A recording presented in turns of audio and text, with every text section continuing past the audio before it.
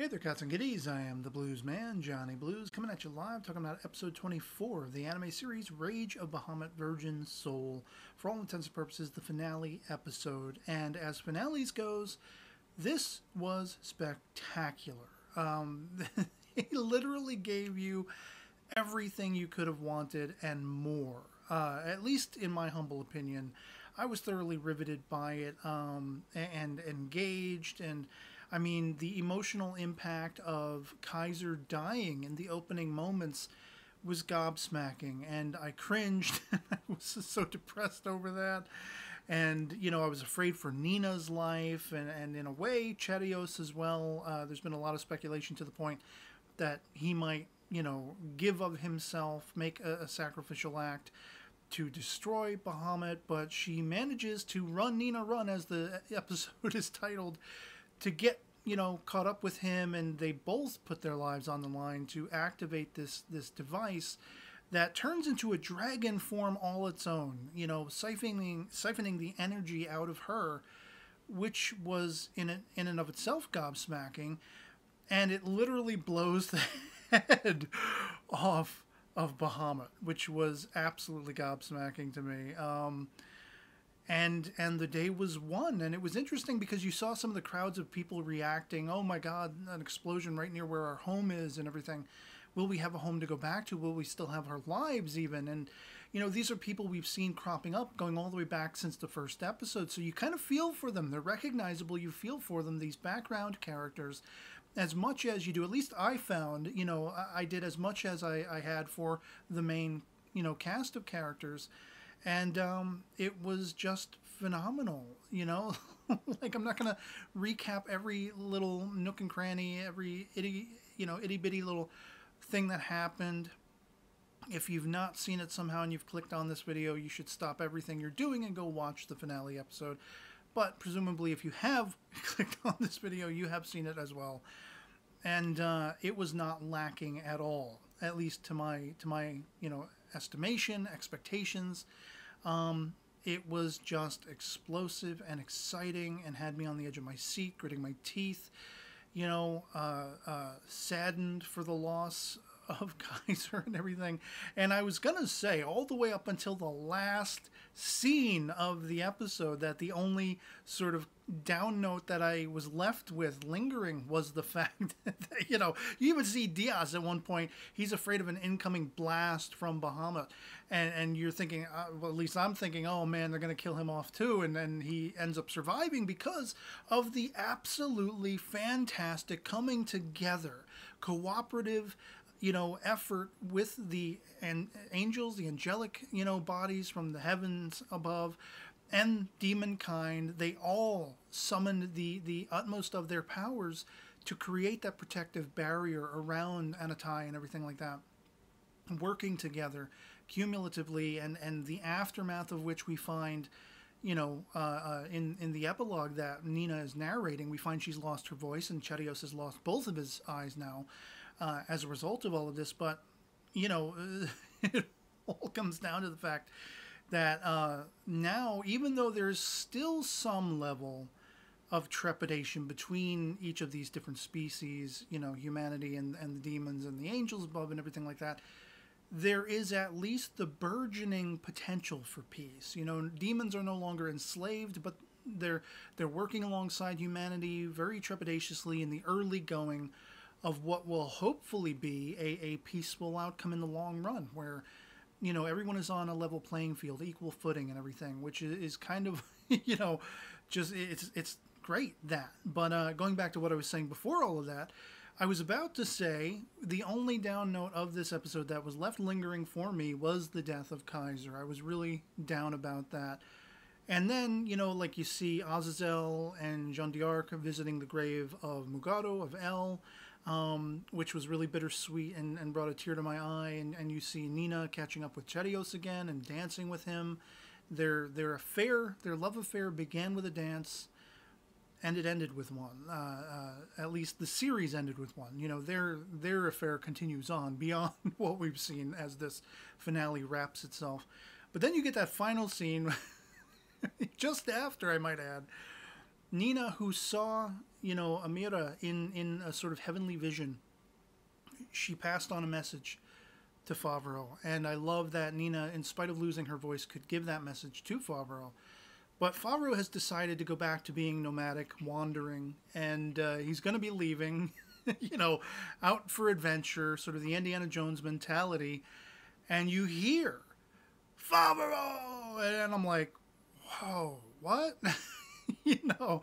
And then you hear, like, you see an eagle or a hawk flying overhead, squawking, cawing, whatever you want to call it.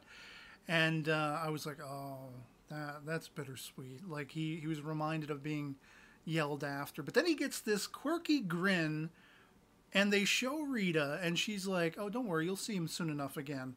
And they did this really smart thing that threw me off. They zoomed in on, Kaiser's hand, zombified hand, and I was like, oh, she's talking to, wait a minute, because then the camera pans up, and there is freaking zombie Kaiser, and he's just kind of like, he's got the weirdest expression on his face that I almost half wondered, like, does he know who he is? Does he still retain his memory and everything? Like, or is he like a dumbed down comedic Kaiser now? Where, like, he's just barely alive mentally, in his mentality and his memories and all of that. But I grinned. I was like, oh, crap. Because there was one fleeting moment at the beginning of the episode where I was like, okay, if the heavenly bodies couldn't use some sort of mystical magical power to revive Kaiser because of his wounds and everything like that. Rita, when she was so emotionally impacted by his death and she grabbed onto him and held his head and everything for one fleeting second before it was completely ripped out of my mind with everything else that was going on, I had the fleeting thought, well, why couldn't Rita just make him a zombie like she is? And as soon as that entered my brain, it was tossed back out again, as I say, because of all of the other impact of everything that was going on. The war with Bahamut, Nina saving the lives of Bacchus and Favreau and Hamsa the duck, and going after Charios and getting there in the nick of time. I loved that running transformation into the dragon form, but then out of it again and falling up against Charios' back, and they're both putting their lives on the line, as she says she's going to do. The grins on their faces that they know they're doing this penultimately together in that moment. It was so meaningful and fraught with emotion and excitement and intensity.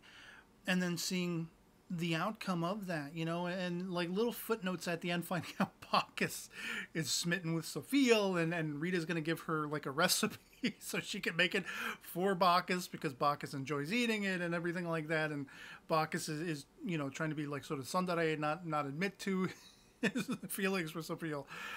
I just love it. I don't know if she's reciprocative in that fashion. Presumably so. She's asking after, the recipe. But I love little things like that. It's like I said, this was a finale that gave you everything you could have conceivably wanted, I think. Even down to Amira's appearance. I had speculated she would appear. I thought it might be more than what we actually got. I had speculated maybe we'd see a reunification between she and Favreau, but it was enough that Favreau got her message and is living on knowing she is still out there somewhere.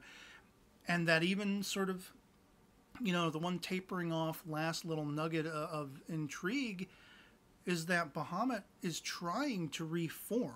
Like his whole body had turned to stone, and all of the stonework around him, the crumbled mess, catastrophe that was left of his head having been blown off, is trying to reform, as we see. And Favreau is observing this and saying, oh man, Amira, I guess that means Bahamut isn't gone for good, And that leaves a nice little sort of nudge in the door for another season somewhere down the line, or something like that.